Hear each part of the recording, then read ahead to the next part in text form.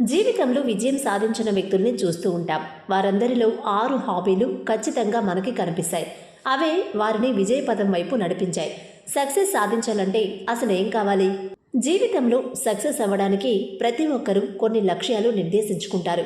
వాటిని సాధించడం కోసం ప్రణాళికలు వేసుకుంటారు. లక్ష్యాలు, ప్రణాళికలుంటే సరిపోదు. వాటిని సరిగా అమలు చేస్తేనే అనుకున్నది సాధిస్తారు. జీవితంలో విజయం సాధించిన కొందరు వ్యక్తుల్లో కామన్గా కనిపించే 6 హ్యాబిట్స్ గురించి తెలుసుకుందాం.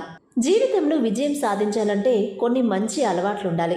మంచి అలవాట్లతో జీవితంలో విజయం సాధించిన వారిలో కామన్గా కొన్ని విషయాలు కనిపిస్తాయి. వాటిలో మొదటిది ప్రణాళిక.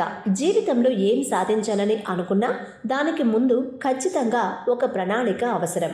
దానికి ప్రాధాన్యత ఇవ్వాలి. రెండవది విశ్రాంతి. కొందరు లక్ష్యాలు ఏర్పాటు చేసుకుంటారు, కానీ ఒత్తిడితో ఉక్కిరిబిక్కిరి అవుతుంటారు.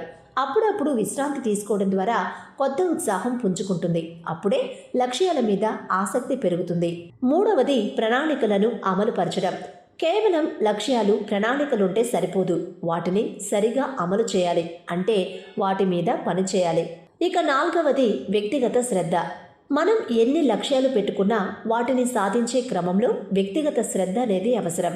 ఆరోగ్యంపై శ్రద్ధ వహించడం, వ్యాయామం చేయడం ద్వారా సెల్ఫ్ కేర్కి ప్రాముఖ్యత ఇవ్వగలుగుతారు. ఐదవది సానుకూల దృక్పథం. కొందరిలో పాజిటివ్ యాటిట్యూడ్ తక్కువగా ఉంటుంది. తమ లక్ష్యాలపై వారికే నమ్మకం ఉండదు.